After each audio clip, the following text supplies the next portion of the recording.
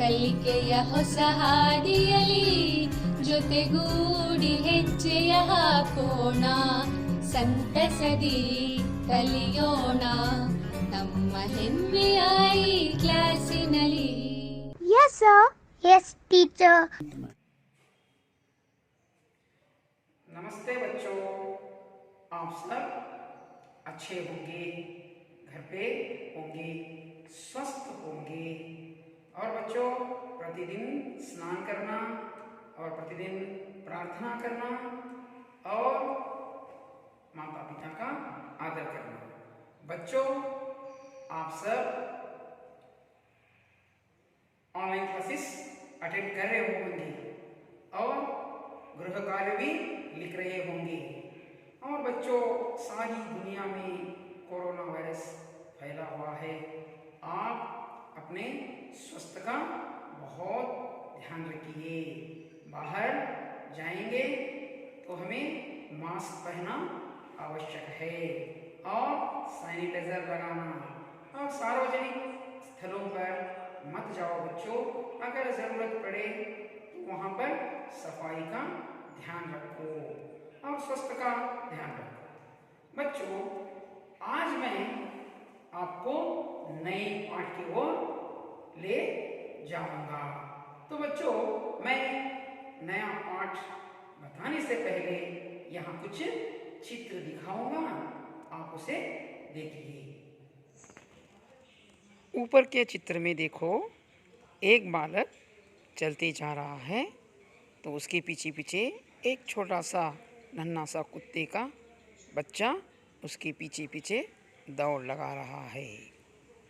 और यहाँ पर नीचे चित्र में देखो, वही बालक वहाँ चलते जा रहा है तो उसके पीछे पीछे एक बिल्ली उसके पीछे दौड़ लगा रही है। तो इससे क्या पता चलता है, हमें इस चित्र को देख रहे हैं। तो बच्चों, यहाँ पर और एक चित्र देखो। यहाँ पे एक बच्ची एक छोटे से नन्हे से खरगोश के बच्चे से प्यार कर रही है। तो इससे हमें क्या पता चलता है, प्राणी दया की सीख इन चित्रों को देखने से हमें पता चलती है ना। तो बच्चों, हमें प्राणियों से बहुत प्यार करना चाहिए, उनके साथ हमारा अच्छा व्यवहार होना चाहिए। तो बच्चों, यहाँ एक चित्र है, देखो। तो यह कौन सा चित्र है? ओहो, आप सभी ने पहचान लिया, गिल्लू। तो आज हम इसी पर पाठ करेंगे। हिंदी वल्लरी तृतीय भाषा हिंदी 10वीं कक्षा से पृष्ठ 13 पर देखिए। तो बच्चों, इस पाठ का नाम गिल्लू। इस पाठ की लेखिका हैं महादेवी वर्मा जी। तो महादेवी वर्मा जी इस पाठ के आशय को बता रहे हैं, तो हम इस पाठ के आशय पर ध्यान देंगे। तो इस पाठ का आशय इस प्रकार है। इस पाठ से बच्चे स्नेह भाव तथा प्राणी दया को सीखते हैं।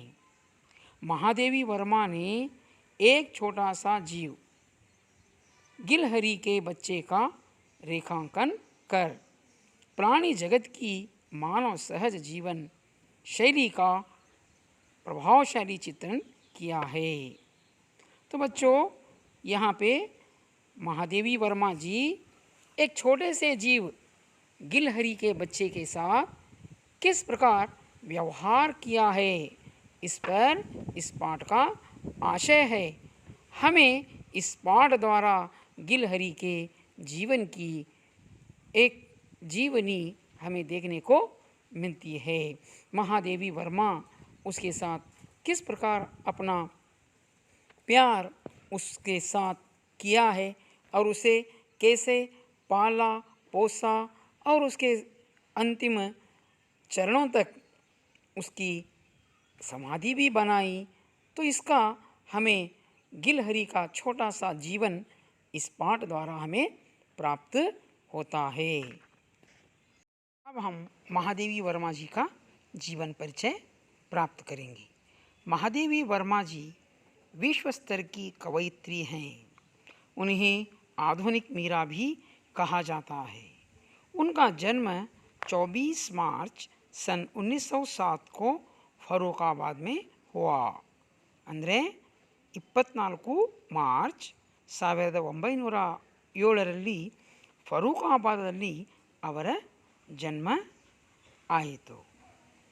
इनकी प्रमुख रचनाएं हैं यामा, संध्या गीत, दीपशिखा आदि कृतियाँ उन्होंने लिखी हैं।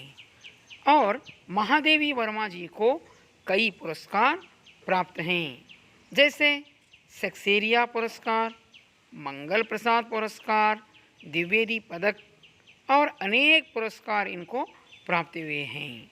हिंदी साहित्य में महादेवी वर्मा को यामा कृति के लिए ज्ञानपीठ पुरस्कार भी प्राप्त हुआ है। ಹಾಗಾದರೆ ಮಹಾದೇವಿ ವರ್ಮ ಅವರು ತುಂಬ ಕೃತಿಗಳನ್ನು ಬರೆದರು. ಅವರ ಯಾಮ ಕೃತಿಗೆ ಅವರಿಗೆ ಜ್ಞಾನಪೀಠ पुरस्कार ದೊರಕಿದೆ।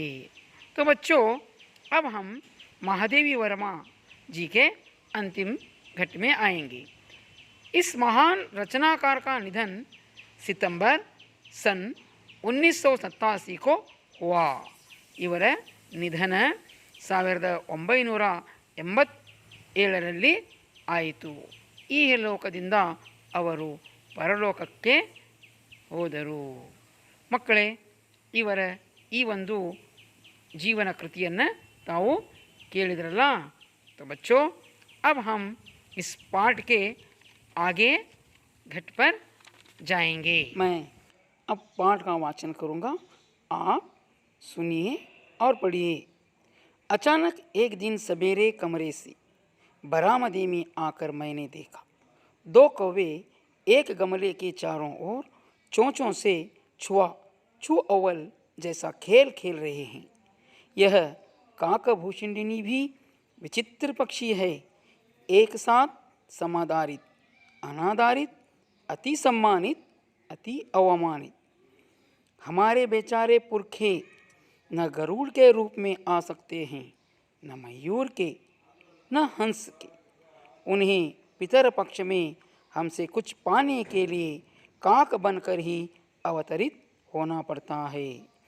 इतना ही नहीं, हमारे दुरस्त प्रियजनों को भी अपने आने का मधुर संदेश इनके कर्कश स्वर में ही देना पड़ता है। दूसरी ओर हम कौवा और काँव काँव करने को अवमानना के अर्थ में ही प्रयुक्त करते हैं। आपने पाठ को सुना ना, तो इस पाठ द्वारा आने वाले कठिन शब्दों के अर्थ बताऊंगा। बच्चों, आप लिख लीजिए। अचानक, बरामदा, सडनली।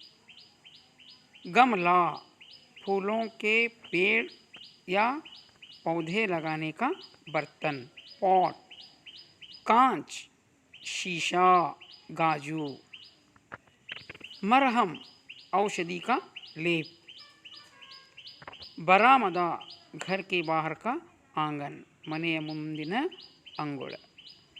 सुराही, पानी रखने का बर्तन, हूजे।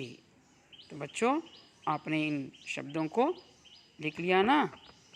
अब मैं इस पाठ द्वारा आने वाले शब्दों के साथ पाठ का वर्मा जी को गिलहरी का बच्चा मिलना, इस पाठ का विवरण मैं देते जाऊंगा। आप ध्यान से सुनिएगा और देखिए।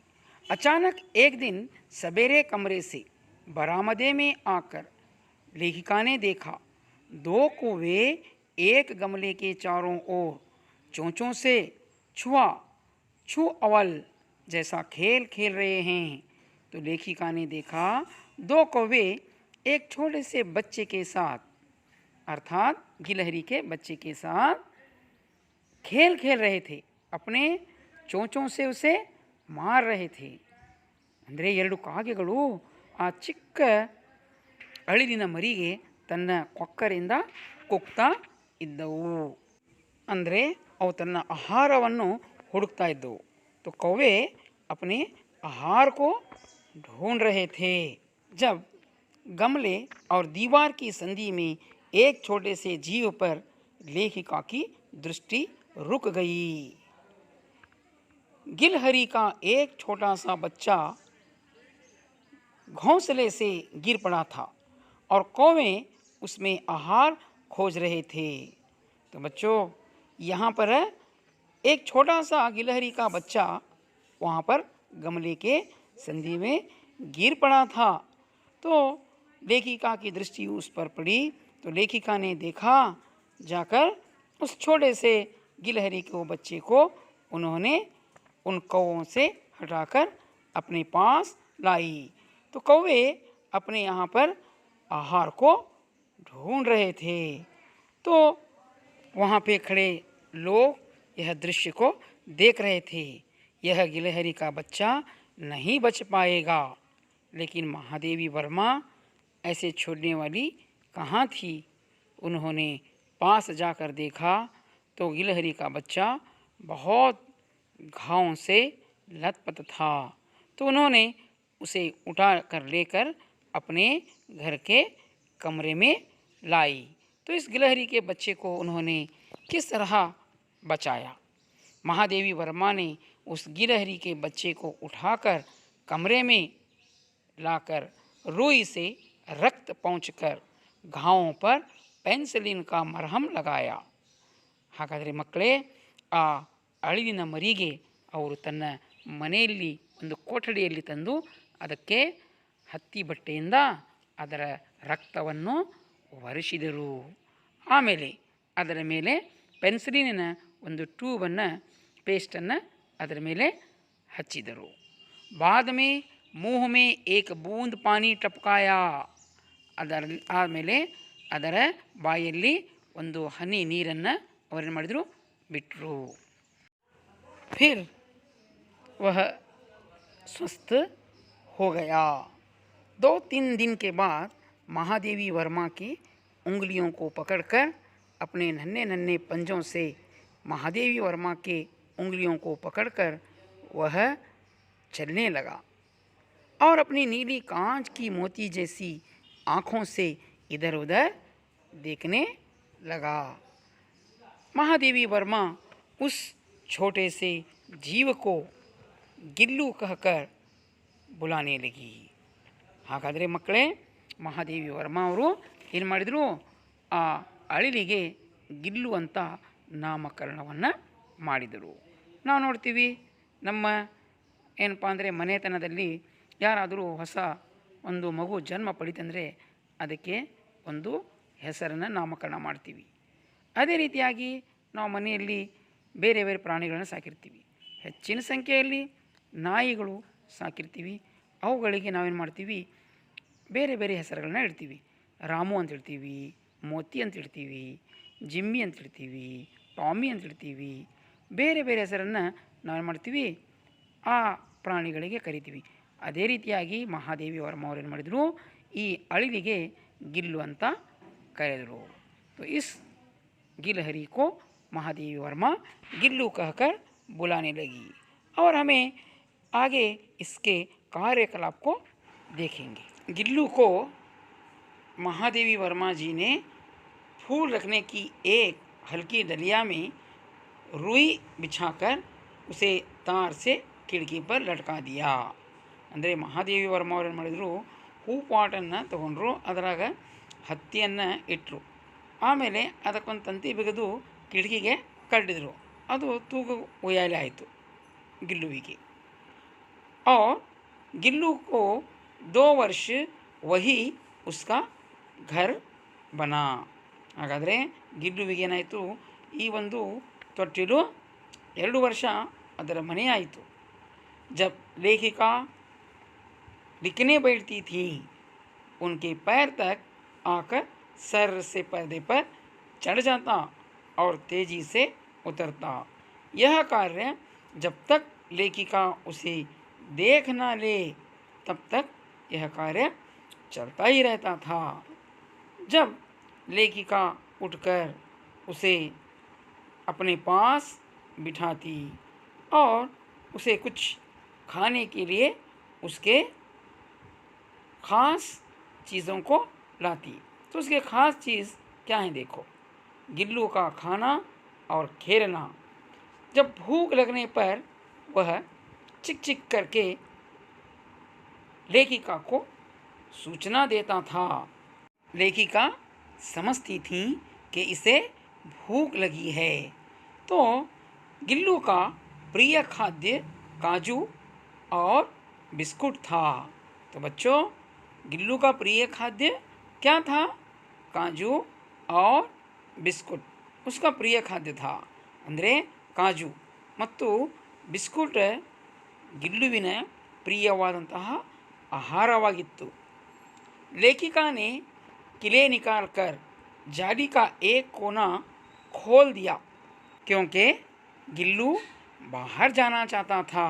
वह अपने बिरादरी से मिलना चाहता था।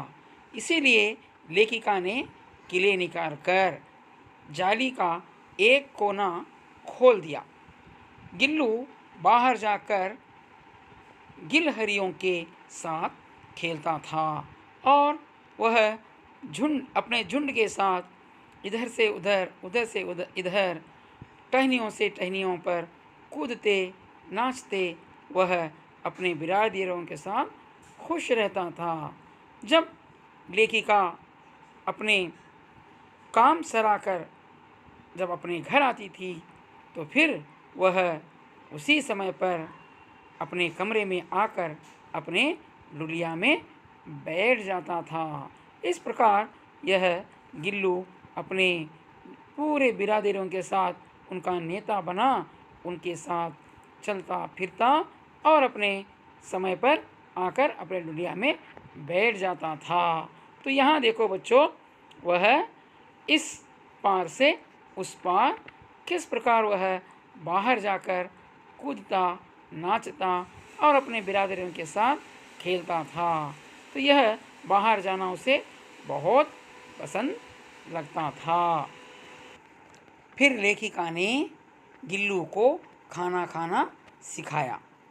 जब लेखिका खाने के लिए बैठती थी तब गिल्लू उनके थाली में बैठ जाना चाहता था। लेखिका ने उससे थाली के पास बैठाना सिखाया। तब से गिल्लू उनके पास बैठकर नीचे थाली में से एक एक चावल उठाकर खाता था। इस प्रकार लेखिका ने गिल्लू को खाना खाना ಸಿಖಾಯಾ। ಈ ರೀತಿಯಾಗಿ ಮಕ್ಕಳೇ ಅಳಿಲು ಏನು ಮಾಡ್ತು, ಅವರ ತಟ್ಟೆಯಲ್ಲಿ ಬಂದು ಕುಂದಿರ್ತಿತ್ತು. ಆದರೆ ಅದನ್ನು ತಪ್ಪಿಸಲಿಕ್ಕೆ ಅವ್ರು ಏನು ಮಾಡಿದರು, ತನ್ನ ಹತ್ತಿರ ತಟ್ಟೆಯಿಂದ ಪಕ್ಕದಲ್ಲಿ ಕುಂದಿರಿಸಿ ಒಂದೊಂದು ಅನ್ನದ ಕಾಳನ್ನು ಹಾಕ್ತಿದ್ರು. ಅದು ಏನು ಮಾಡ್ತಿತ್ತು, ಆ ಪಕ್ಕದಲ್ಲಿ ಕೂತ್ಕೊಂಡು ಒಂದೊಂದು ಅಗಳನ್ನು ತಿಂತಿತ್ತು. ಈ ರೀತಿಯಾಗಿ ಅದು ಆಹಾರವನ್ನು ತಿನ್ನುವುದನ್ನು महादेवी वर्मा ಅವರು ಕಲಿಸಿದರು। फिर महादेवी वर्मा जी को एक कार दुर्घटना में आहत होकर अस्पताल जाना पड़ा। लेखिका अस्पताल में थी तो गिल्लू को सब काजू दे जाती, परंतु अस्पताल से लौटकर लेखिका ने झूले की सफाई की, उसमें काजू भरे मिले। तो महादेवी वर्मा जब अस्पताल में थी उस समय यह गिल्लू कुछ खाता था न पीता था। जो भी कमरे में आए सर से उतर कर जाता। जब उन्हें देखता महादेवी वर्मा नहीं है तो फिर से अपने ढुलिया में आकर बैठ जाता। इस प्रकार महादेवी वर्मा के गैर हाजिरी में गिल्लू बहुत दुख के दिन बिताए। लेखिका की अस्वस्थता में वह तकिए पर सिरहाने बैठकर पंजों से लेखिका के सिर बालों को हौले से सहलाता था। यहाँ पर यह गिल्लू लेखिका के सिर बालों को हौले से सहलाता था, जब लेखिका को बहुत अच्छा लगता था। तो बच्चों, जब गिल्लू घायल था उस समय लेखिका उसकी बहुत देखभाल की थी। तो यह जीव भी ऐसे होते हैं, अपने ऋण को कभी नहीं भूलते। इसी प्रकार उन्होंने लेखिका के अस्वस्थता में उनके सिर को बालों पर अपने नन्हे नन्हे पंजों से सहलाता था। तो इससे लेखिका को बहुत अच्छा लगता था। तो बच्चों, अब हम गिल्लू के अंतिम दिनों को देखेंगे। गिलहरियों के जीवन की अवधि 2 वर्ष से अधिक नहीं होती। तो बच्चों, गिलहरियों की जीवनावधि कितने वर्ष होती है? 2 वर्ष, उससे अधिक नहीं होती। उस दिन उसने न कुछ खाया, न वह बाहर गया। तो गिल्लू उस दिन न कुछ खाया, न बाहर गया, वहीं पड़ा रहा। पंजे इतने ठंडे हो रहे थे कि लेखिका ने हीटर जलाया और उष्णता देने का प्रयत्न किया। फिर भी वह प्रभात की प्रथम किरण के साथ वह चिर निद्रा में सो गया। तो बच्चों, यह गिल्लू अपने प्रभात के सुबह की पहली किरण के साथ ही वह इस दुनिया से चल बसा। फिर महादेवी वर्मा गिल्लू की समाधि बनाई। सोनजूही के लता के नीचे गिल्लू की समाधि है। तो बच्चों, गिल्लू की समाधि कहाँ बनाई गई? सोनजूही के लता के नीचे उसकी समाधि बनाई गई। गिल्लू को यह लता अधिक प्रिय थी, यह एक कारण है। तो बच्चों, गिल्लू को कौन सी लता प्रिय थी? सोनजूही। तो आगे वे किसी वासंती दिन जूही के पिताब छोटे फूल के रूप में खिलेगा। तो यहाँ पर लेखिका का मन था कि फिर से वह वासंती के दिन जूही के पिताब छोटे फूल के रूप में यह खिलेगा। इस प्रकार बच्चों, आपने पूरा पाठ गिलहरी का अर्थात गिल्लू पाठ को आपने सुन लिया ना। इस पाठ को आप सही तरीके से सुना, समझा, इसके पूरे जीवन पर हमने प्रकाश डाला। किस प्रकार महादेवी वर्मा इस छोटे से जीव के साथ अपना प्यार, ममत्व प्रकट किया है। तो इस सब को हमें जानकारी प्राप्त की है ना। अच्छा, अब हम प्रश्नोत्तर की ओर चलेंगे। अनुरूपता, पहले 2 पद इसी प्रकार तीसरा पद दिया गया है, उसका उत्तर दिया गया है। पहले तो 2 पद देखिए, गुलाब पौधा, सोनजूही लता।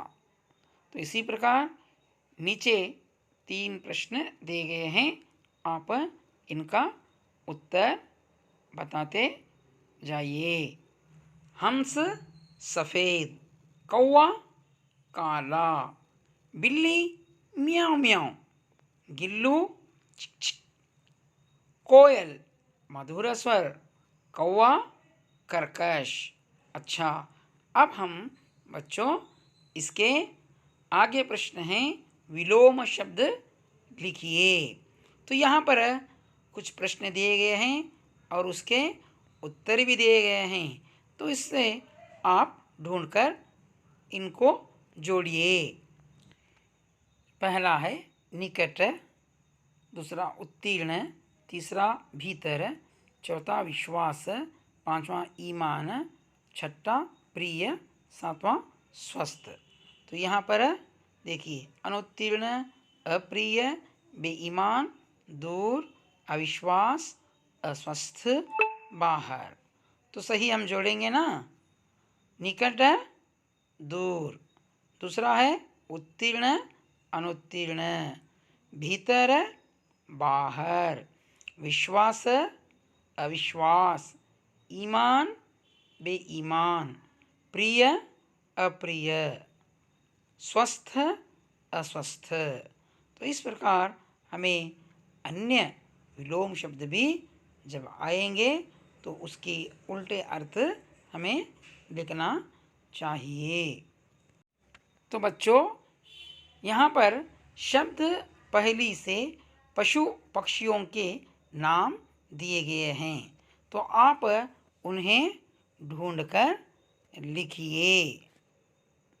पहला है मोर, कुत्ता, मयूर, गरुड़, हंस, कबूतर, बिल्ली, कौवा। अब मैं आपको अभ्यास कार्य देता हूँ। कन्नड़ या अंग्रेजी में अनुवाद कीजिए। पहला प्रश्न है, कठिनाई से मैंने उसे थाली के पास बैठना सिखाया। दूसरा प्रश्न है, गिल्लू मेरे पास रखी सुराही पर लेट जाता था। इन प्रश्नों को आप कन्नड़ या अंग्रेजी में अनुवाद कीजिए। और एक बच्चों, प्रमुख प्रश्न है, 5-6 वाक्यों में उत्तर लिखिए। यह आपको परीक्षाओं में दिए जाने वाला प्रश्न है। 3 या 4 अंकों के लिए यह प्रश्न होता है। गिल्लू के अंतिम दिनों का वर्णन कीजिए। यह पृष्ठ 17 में इसका आपको उत्तर मिलेगा। तो बच्चों, यह प्रमुख प्रश्न है, आप इसको सही सही याद कीजिए और परीक्षाओं में अच्छे से अच्छे अंक लेने का प्रयत्न कीजिए।